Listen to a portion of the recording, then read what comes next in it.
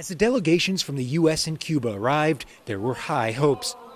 But after 2 days of negotiations, no agreements were announced between the two countries on reestablishing diplomatic ties after more than 50 years. Instead, Cuba's record on human rights and freedom of expression was an issue of harsh contention. We do have differences in that subject, profound differences with the Cuban government, and it was part of the conversation today. Thank you very much. I think I can say that their response was that they have differences with us on that subject.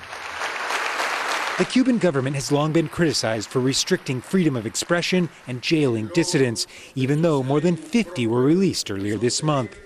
At the conclusion, Cuba's top diplomat leading the talks shot back at the U.S.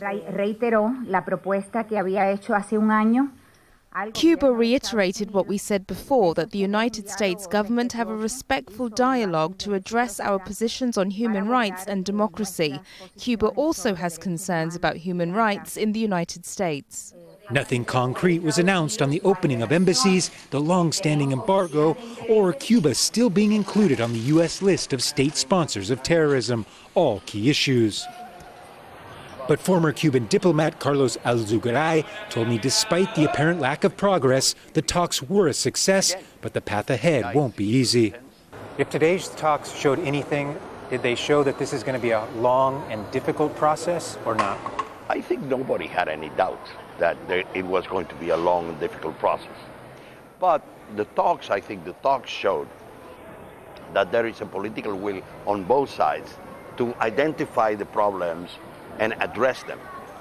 At the end, both sides said this was a constructive first step, even if there was little tangible to show for it.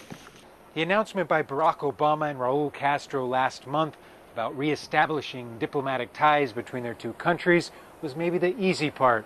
Clearly, more meetings are needed to actually now implement it, with the disagreement over human rights being just another barrier to overcome. Gabriel, Elizondo, Al Jazeera, Havana.